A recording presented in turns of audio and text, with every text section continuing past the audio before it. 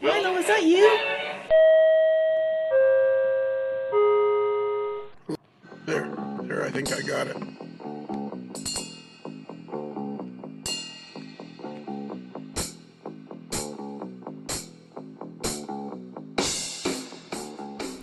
Testing, 1, 2.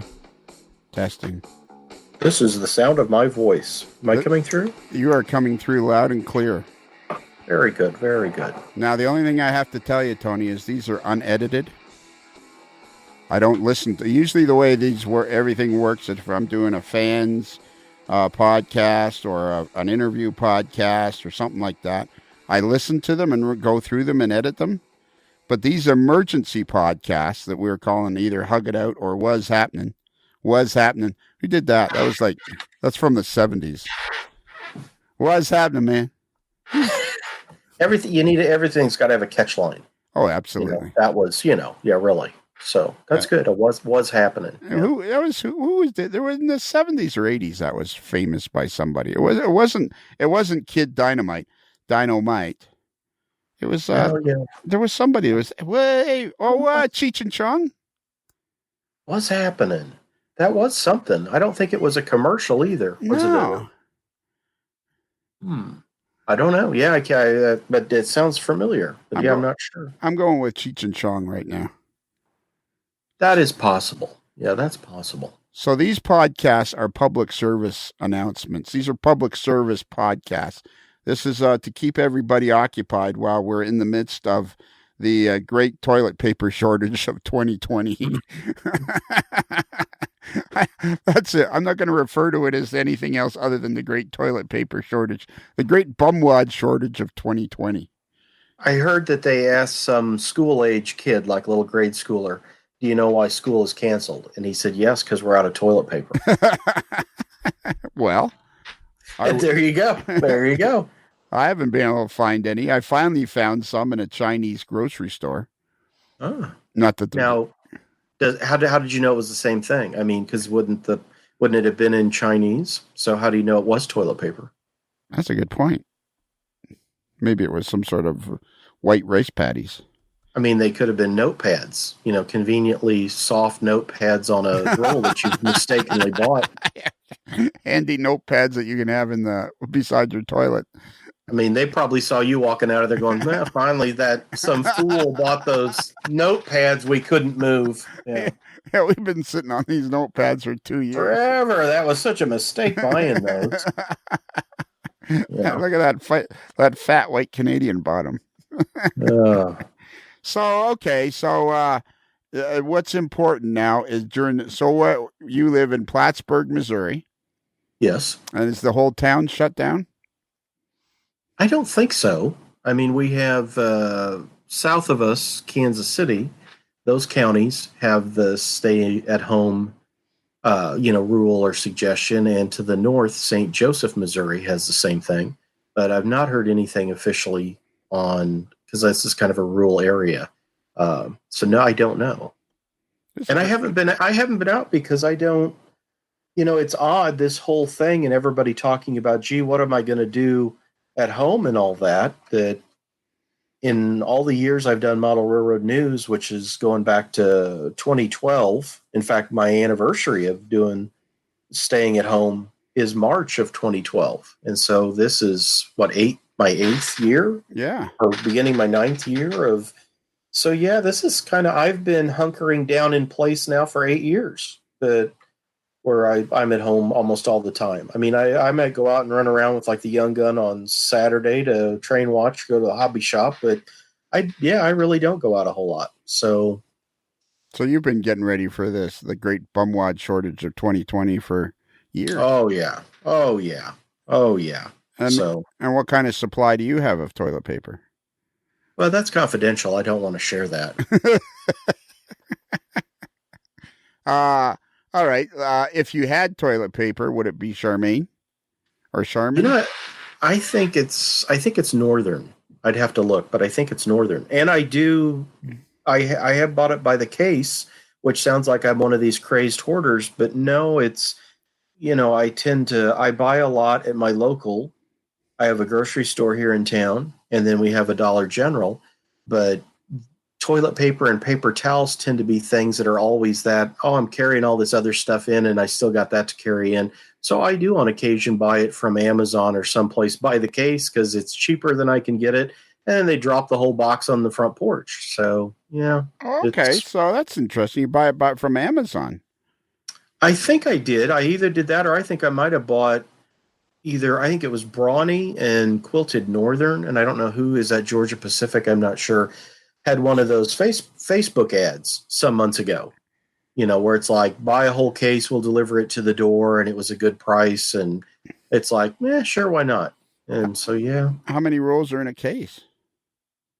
I don't know. It's kind of, it's one of those big cardboard boxes like you see at a grocery store when they're stocking shelves. So how many rolls have you used out of that case? I think it's still like 2/3 full. Yeah. So no, I'm not. I'm going with shop towels. That's where I'm going with. Oh, there you go. I went into Lowe's the other day and they had a ton of shop towels. They had a skid full of shop towels, and I'm thinking, well, I'll just buy a couple of cases of that and I'll be good to go for a while.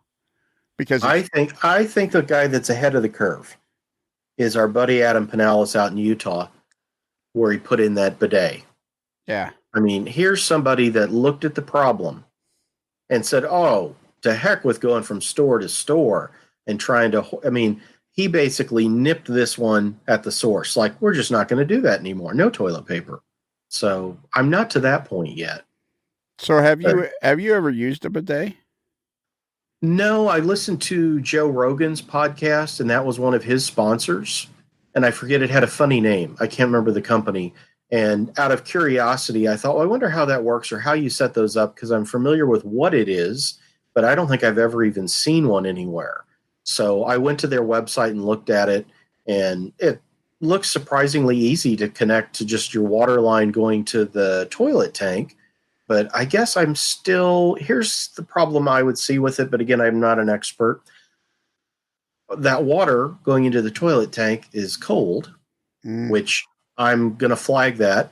And then wouldn't I be wet? Do I have to sit there? Like, am I suddenly going to, need more reading material in the bathroom because I'm not dry yet? Yeah. Wouldn't you still need toilet paper? Because now you're wet. But maybe I don't understand all this. I had someone try to tell me they have some with heaters. But again, it's like, so I'm going to sit there with like a hair dryer. I don't know. The whole thing is, if we get there, we get there. And I've talked to my dog Bandit about it, and he sees all of this as lunacy, that he still is using the front yard like any civilized dog. So it says a bidet shower, also known as bidet spray or health faucet. Wow, now there's a fancy name. The health faucet is a handheld triggered nozzle similar to that on a kitchen sink sprayer that delivers a spray of water to assist in cleansing. There's another word in there, but I'll leave it out. Assist in cleansing and cleaning. Another word I'm not going to say. And another word I'm not going to say. Yeah. And several words I'm not going to say. Yeah.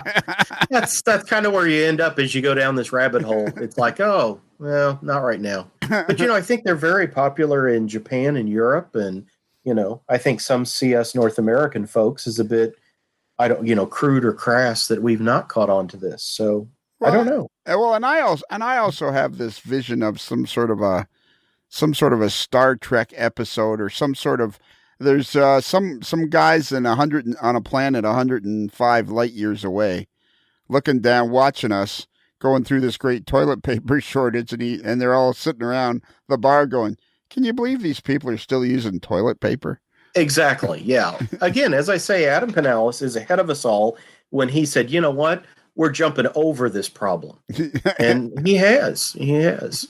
Now, did you see? I posted the other day This is from the early 70s, the time Johnny Carson made the joke about toilet paper. No. Yeah, this is like 73. It was about the time of the Arab OPEC oil thing, where we had gas rationing and such. And some either like senator or congressman like wrongly made some connection about the lumber industry or something and said we could have a shortage of toilet paper. And Johnny included it in his monologue one night saying, you think gas lines are bad, or every other day, if you have an odd number on your license plate, you could buy gas, on Monday, Wednesday, Friday. Remember how they did some of that in Cal? I never saw that. I grew up in the St. Louis area, and I never ever saw no gas. I never saw gas lines. We never had that odd and even license plate thing like California. So I know of that, but never experienced it, never saw it as a kid. But anyhow, Johnny, in the middle of one of those situations, in his monologue on NBC's Tonight Show, said this thing about toilet paper. And it caused a run that people went and started buying because they took it seriously. And Johnny had to actually come back on a night or two later and say, hey, it was a joke, that not the case.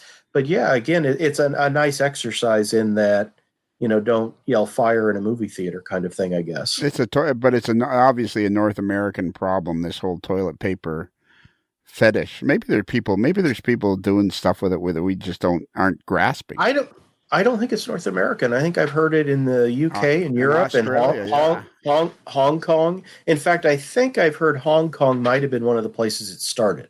Oh, okay. Everything starts in Hong Kong. As they shut things down, that was a panic reaction. And so, yeah. So what about the magazines? Model Railroad News, HO Collector Quarterly, Rail Fan and Railroad, RMC, are they all shutting down? No, absolutely not. As I say, this is kind of status quo for us to work from home. As our publisher at White River, Kevin U. Daly, said in an email to us all the other day, that we're kind of uniquely already there in this situation. Our printers are, all still cranking out. I just sent off the May edition of Model Railroad News to print last week, as well as the second quarter 2020 edition of HO Collector. So both those should be out in the next week or so. But yeah, and I'm working on June's Model Railroad News already and doing some work on the next HO Collector. So Model Railroad magazines must be an essential service. I guess they are. And it's interesting to see as you look at these Facebook posts, I have seen more in the last week pictures of guys getting a layout running, working on projects, talking or doing rather than talking on things. And whether it's something as basic as a guy snaps together some Bachmann Easy Track and says, here's my first ever running layout, to guys working on craftsman level projects where they say, I bought this 2 or 3 years ago and, I'm finally putting it together. So again, I think if there's always a silver lining to almost anything, and this has certainly been a model railroading holiday for a lot of guys to get to spend time with their trains that they wouldn't normally. So no, and production in China, I've heard, started back in early March, and products are going to be in the pipeline. So again, it's as far as what's ahead, stuff's already being assembled and ready that's going to show up. So there'll be no drought of products. Well, now when I have product questions or anything like that, I go to James Wright's video page or his Facebook page, because he seems to have his finger on the pulse of everything. He does keep up with all of that. Yes, he does. Okay. So what else? So you're just fine then. It's not in Plattsburgh. I got a question for you about Plattsburgh. We were talking about it earlier, and I feel like we try to be as honest as we can with each other. I think we could put that out on the air and broadcast it to the world. Can we not? Oh, I would agree. And I've been in Plattsburgh more than once. I've been in Plattsburgh more than once and less than 1,000 times. That's true. It's a very odd little town for me. Oh, how so? Because it doesn't really seem to have a main street, and whatever main street it has, it doesn't look like a big town, and then it looks like a big town, but then it doesn't look like a big town. It is the county seat. Oh, you never told me that. Yeah. Oh, it is. But I think it's not the biggest. I believe Cameron to the north on Highway 36, it has like a Walmart and Burger King, McDonald's and such, because it's got Interstate 29 and Highway 36 intersect. But yeah, Plattsburgh, we're not on any main arteries north, south, or east, west. So it is small. Town of 2,000. So Um, it's very much like the Andy Griffith Show. so you said 2,000? That's spread out for two. That is a spread out Mhm. town for 2,000 people. Yeah. What Yeah. else? What else can we talk about? Well, you said everything's fine, and I guess I will have to tell you one thing that's not. Uh-oh. You do know the AML caddy. Oh no. Yes. So yeah, let's recap on this. Let me give you a status update here because I know you're concerned. Our beautiful AML red 1995 Cadillac Eldorado that now has a little over 30,000 miles after our trip out to Wyoming and Colorado last fall. Um, I hadn't driven it much over the winter, which I normally don't. And I fired it up a couple weeks ago thinking, well, the weather's getting good. And Shane's asked a couple of times, hey, I thought you'd get the caddy out today because the weather's nice. But yeah, I ought to. And I was like, well, let's see if it fires up because I had been bad and I did not take it out for at all during the winter. So it's basically not run since you and I went out west. What October? Was it October or was it late It September? was for the last 2 days of September and first Oh, three okay. of October. So right on that cusp of the end of October So or end yeah, of September. sadly, I hadn't even gone out there and started it up. So I go out there and thought, well, we'll even see if it starts, and it fired right up. I'm like, oh, I mean, it started like I had just driven it, and I took it to. I was going to drive it around for a bit, but I noticed I'd left it almost out of gas. So I took it to put some gas in it, and because it started right up, I turned it off while I put in gas, and then it wouldn't restart. I tried. There was a guy there that tried to do a jump from his car to mine, and we couldn't. And I ended up having to call AAA, and the guy came out with one of those big battery packs, and it fired right up. I'm like, oh, good. So I brought it back home, and I thought, well, let's see if it'll start up again. And again, it was dead. I thought, well, I don't know the age of the battery that was in it, so I bought it a nice new interstate battery with like 900 cranking amps, which is more than it had like 750 cranking amps for, and I still can't get it to. Everything lights up on the dash, but as you try to turn it over, nothing happens at all. So, and I've got a guy locally here that does car repair, but with the toilet paper situation, a lot of people are wanting their cars fixed. So I had asked him for help right about the time the whole toilet paper situation imploded. And so I went back to him and said, I'm sure there's a lot of people that's their only car and that they need transportation. So the caddy will wait till a better day. So So right now, yeah, it's not running. so we're still at the same place. It's just nothing's happening at all. Well, I don't want to take anybody's spot at the local car repair facility because, I've got the Lincoln to drive. So I don't, again, and they said, yeah, they've really been slammed with people getting car repair and other things done. So, yeah, the caddy will wait, but we will get it back up and running soon. I got a funny feeling that the connection to the starter is somehow I think that wire has become corroded. The starter connection, the electronic starter connection, whatever the electrics is to get from the starter to the motor, I think it's become that one of those wires has become corroded. That's my guess because if all the electronics works in the car, you can sit there and turn on the radio and all that. Oh yeah, yeah, and it all does. Yeah. Yeah. So somehow the starter has either completely crapped out or the connections are. What you need to do is reach down there with a big screwdriver and just fire that. Go across, make the circuit and fire that baby up. Well, I may have Shane. I'll have Shane come up and do that. Yeah, I've seen. I don't think it's too serious. I think it's. I think we're. I think we're a couple $100 out. I think we're a couple Yeah. $100, a few $100 out. But I think that's it. But I don't think we should just glance over that. That's been your only problem. I mean, in this difficult time during the. What do you prefer, COVID-19 or coronavirus? Hmm. I guess I don't know. I guess coronavirus because the COVID-19. I always have to stop and think about what we're talking about. So yeah, coronavirus. And I find COVID-19 to be rather cold and heartless. Yeah, yeah. You know. So, wow, look at this story you put up there. Well, you haven't put much on your Facebook page in a dog's age. Your My face, personal? yeah.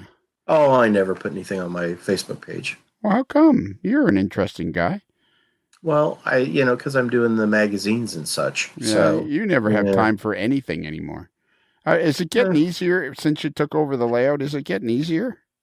it is. Yeah. Like I say, we're right now, I'm working June and July's issues. So, kind of that organization and things, having it in hand is, yeah, I think it has been. I think it has been. This idea of me trying to do lots of podcasts during the coronavirus, COVID-19, the great toilet paper shortage of 2020.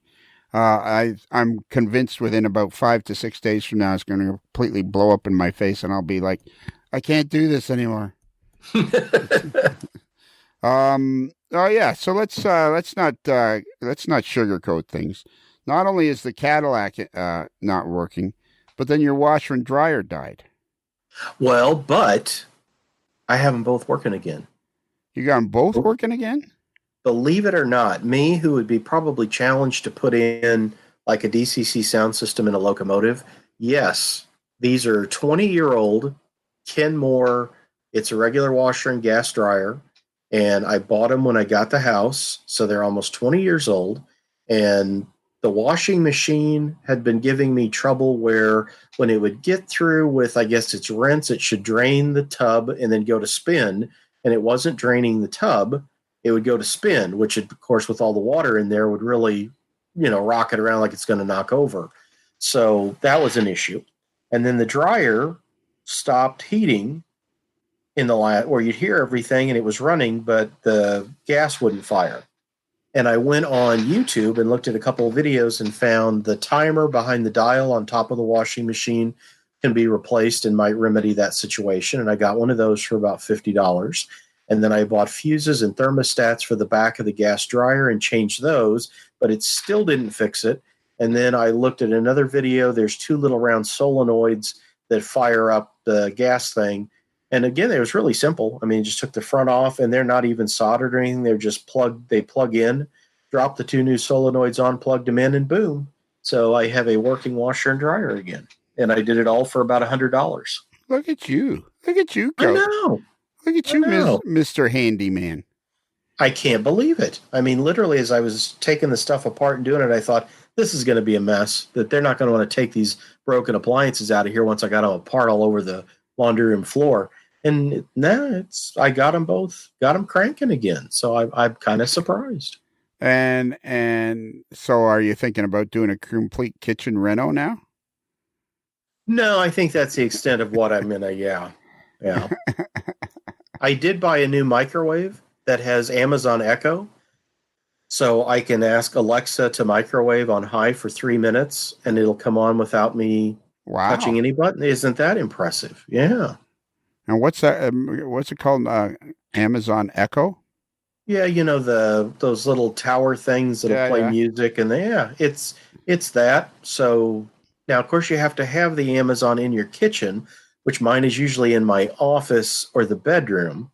So when I put a TV dinner in there and shut the door, I really have to yell very loud for her to hear it and fire it up. So I don't use it a lot, but yeah, that's an interesting feature. Do I you, guess I could get one of those Echo Dots. I said that's probably yeah, why they put that feature in that microwave, because somebody said, if we had this, yeah, people will buy an Echo Dot to set on top of their microwave so that they can just talk to it. yeah. But Rather, you still got to open the door and put the dinner in. So what's the big deal about hitting the buttons right next to the door? so here's my problem with the Alexa and what did you call it? Echo, Amazon Echo, and all I these think I yeah yeah. all these things where you just yell at it and it plays music. Hmm. Here's my problem: people are so paranoid that Big Brother is going to start spying on them, Right. and they're all putting a microphone in their house Oh yeah yeah. But that's connected to the internet. yeah, and I hear people talk about that, but again, when I'm sitting there in my bedroom or here working on Model Railroad News, I very rarely run down the list of what the 11 herbs and spices are, nor do I read off my copy, of the Coca-Cola formula. I mean, I have both of those things, but I don't just like sit around and say that out loud. So, and if anybody wanted to, listen in or something, they're, I think you'd be bored so quick That's that where I'm. Yeah, that's where I'm kind of at, where people are convinced their TVs are spying on them, and yeah. I'm always like, if you want to watch an old overweight guy walking around in his underwear, knock yourself out. Knock yourself out. Yeah, exactly. I mean, there's nothing scandalous here. You're gonna find. Same with the TV. It's like, really, you want to watch me while I'm sitting there watching Columbo or Dallas reruns? Go right ahead. Now, Whatever. however, when we're talking about me, if you want to watch a guy that's strikingly handsome for his age, that I can understand why people would want to see. Well, there you go. Maybe you should set that up as like one of these webcam things or something. You could raise money for charity. Yeah. Which gives me the opportunity to always bring up my favorite story. I got to be in a porno film that my friend was making. My friend made porno films, and I got to play. Really? Yeah, and I played a cop that tapped on the door. I never got to actually. I never actually got in the action. I Yeah. thought for sure when he asked me if I wanted to be. I was about 30. I was early 30s, and he was a biker dude, and he made these videos, and I said, and he porn, and I'm like, yeah, yeah, and I knew him for like 10 years. So eventually he says to me, "Hey, Lana, you want to be in one of my films?" And he was actually very successful at it. So, Oh. and this is about 20 years ago, and I said, "Yeah," and I'm thinking, well, yeah, no kidding. Like at one, I'll do a whole series, you know. Mm. And he says, "Great, I need somebody to play a police officer and tap on the." And that was my part. Like all I had to do was I Wow. was dressed as a fake cop, and I tapped on the window of these two that were having at it. Wow. And I was very disappointed. Well, And I'm thinking, and I didn't know how to say to him. The hardest part was I didn't know how to say to him. So that's it. Like you don't need me. Like yeah. I'm not going to get to do the other stuff. I mean, that is literally like being invited over at Thanksgiving, and once you've set the table, they said, "Okay, you can go." I know. Like, really? No mashed potatoes? No, not. Yeah, you can go. We're done. It's like, oh, well, glad I got to set the table. Well, the worst part is he said to me, "And ride your bike when you come, and ride your bike." And I'm like, "Oh yeah, sure." I'm thinking, okay, he wants me to be a Harley guy, and this is just helping set the scene. And no, he just needed me to ride up right into the scene on my bike. And it's like, oh my god. Well, that was your brush with greatness. It was. That was my one. Excuse me. Happens to us all. Well, it happens to only a few in that situation, I think. And But, finally, let's cover the other tragedy in your life right now. Your computer died. it did. My Dell laptop that I got at Costco about a year and a half ago was giving me trouble, and so I found a guy online that does YouTube videos on computer stuff because I never know what I need exactly. I feel like I'm walking into a Yugo dealership and pointing at some poor old Yugo and saying I'm going to go race at Daytona, and the guy said, "Well, not in that." But so anyhow, this guy helped coach me on what stuff I probably needed. So I didn't get a laptop this time. I got a tower computer. I got a monitor, but I didn't get a snazzy, that Kevin Marks, our Harley Davidson salesman up in Wisconsin. He got a real snazzy, like wide curved monitor that I'm curious to see how he likes it. I just got a regular monitor for this one. And so far the move over to the new computer, which is always a stressful thing, has gone well. So yeah. And by the way, all of this stuff, the washer dryer repair, the computer, all of that, the parts, everything arrived on Friday the 13th. Oh. So I kept thinking, do I just let everything sit and we'll work on this Saturday the 14th? Because how insane is this to think you're going to fix your washer dryer and set up a new computer on Friday the 13th? Yeah. But I did actually get cranking on it all, and yeah, I did okay. That's a bit out there. Yeah. All right. I think we've covered everything. I think. Yeah, there's my update on things. So yeah, kind of same thing, different day here because this is what I always do. So you're handling the crisis basically the same level-headed way you handle producing model railroad news. And it's kind of the same thing. Yeah. All in the same. Yeah. All right. So should we just stop then? I guess so. Yeah, there's my update. We'll check back in. Okay. Let's give everybody some model railroading thing. What's the most exciting model railroading thing you've seen in the last month? What is it right at this minute that where it's going to set the hobby on its ear?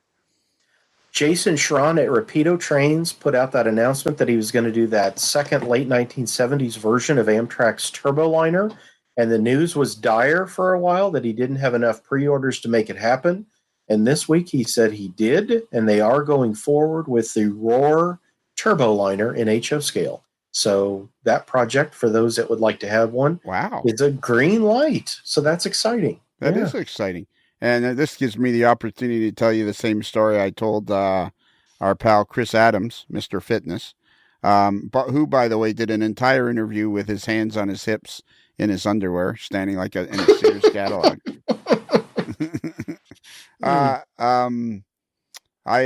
interviewed Jason Schron at Rapido, right at Rapido at the headquarters and several of the staff, but I managed to nail down Jason for like an hour and 45 minutes. And I used my portable recorder. I used my super duper good microphones.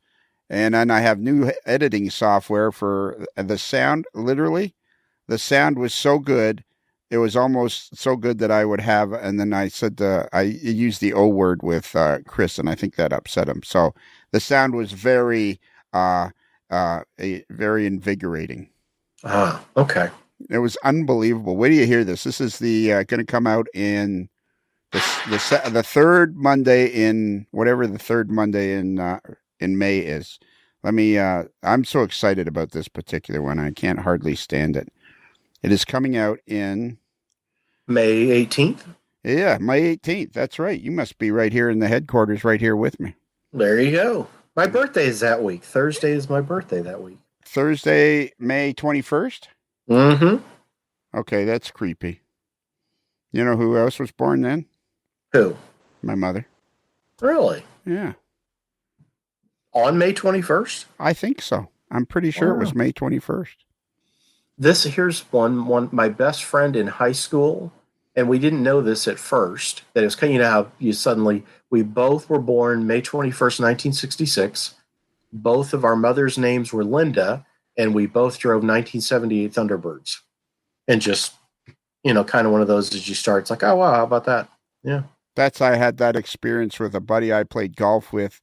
We played golf together, I would say, 25 years. We still play golf together, but we played regularly every Thursday and Saturday together for about 20 to 25 years. And well after we started playing, I would say somewhere around the year 15, maybe, a long time after we started playing together, one day I said to him, somehow we got talking, and I said, something to the effect. We went out to, because it was preseason. The golf season always starts around my birthday, which is April 16th. And I said, hey, you got to buy me lunch today. Why? I said, well, it's my birthday. He says, yeah, right. He said, you ought to be buying me lunch. I said, seriously, it's my birthday. He said, no, it's not. I know what you're doing. And I said, what are you talking about? He said, well, it's my birthday today, and my wife told you that. And I went, no, it's my birthday.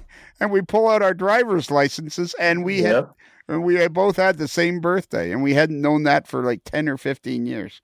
Isn't that something? Yeah, here's famous people that have had their birthdays on May 21st. Mr. T. Oh, how about that? Yeah. Philip II of Spain. Wow. Chris Benoit, a Canadian professional wrestler. Angelo Bruno, an American gangster. And this one isn't necessarily something you'd want to necessarily tell the ladies when you're trying to impress them. Jeffrey Dahmer. You might want to keep that one as a secret. Oh, Al Franken. Oh, there you go. So that's not bad. Al Franken. Let's see who else. Josh Hamilton is an American baseball player. Evelyn Ward, Eaton Esting Hemmings. I'm afraid that's Jeffrey Dahmer. That was probably the highlight right there. Well, there you go. Yeah. And you're going to be how old? 39, 49? 1966. So that's 54. Yeah, I think 54. 54. 54, I think. 55. Is it 55? Yeah. Wow. Yeah. That's old, man. I'm afraid so. And it's old. All right. That's it. Okay. So we have our the cold weather dries. We have something happened there. That's okay, and it's unedited, so it's just whatever happened. We have our email address, modelerslife@gmail.com. If you want to send us an email and tell us how much you enjoyed this, go right ahead. If you have any questions for Tony, email those questions in and we'll get right to them. We have a website, modelerslife.com. Go there and you'll find out all kinds of stuff. Are you ready, Tony, for the end? I'm thinking. Okay. How long should I wait? Well, I'm trying to think of a good line. Go ahead, and I'll try to do it cold. All right. See if I can come. Yeah. Going to do it cold. Yeah, because I'm drawing a blank here. All right. So, yeah. So remember, a Modeler's Life podcast is considered marginally adequate by 6 out of 10 toilet paper makers.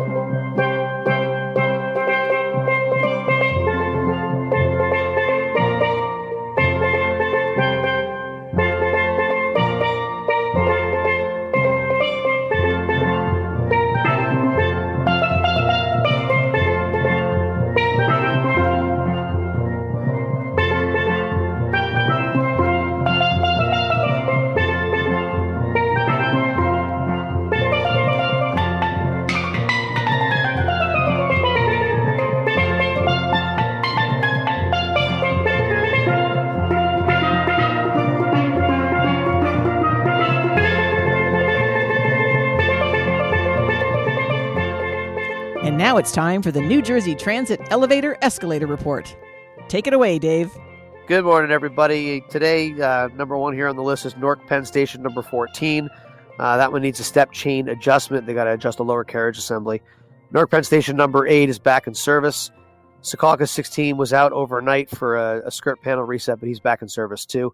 Somerville eastbound is still out for its DCA test. We had a sump pump problem, so they should be back on that later this week. And Absecon, the lone elevator there, was out overnight.